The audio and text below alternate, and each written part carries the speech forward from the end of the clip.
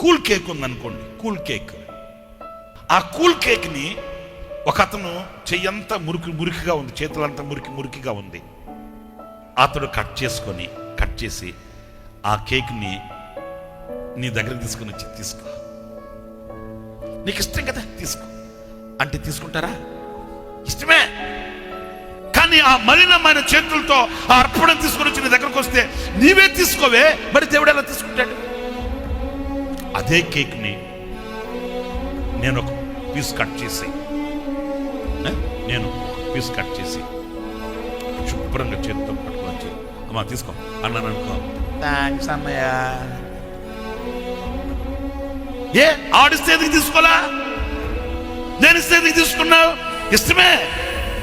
కానీ ఆ అర్పణ తీసుకుని వచ్చిన, ఆ కానుక తీసుకుని వచ్చిన, అది తీసుకుని వచ్చిన అతను నీతిమంతుడు కాదు.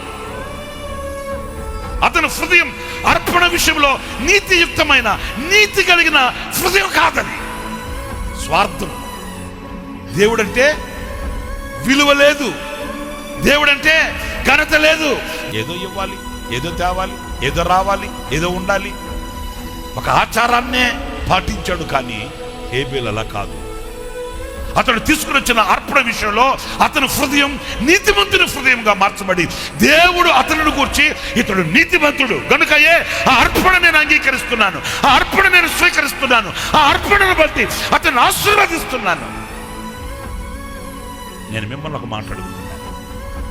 మీరే దేవునికి ఒక అర్పణ అన్నప్పుడు నీ అర్పణ నీ హృదయాన్ని నీతిమంతుడు అని సాక్ష్యం చెప్పగలిగిన స్థితిలో నీ హృదయం ఉందా? లేకపోతే నీ అర్పణలో ఎక్కడో లోటు ఉందా? మీరు ఆలోచించు.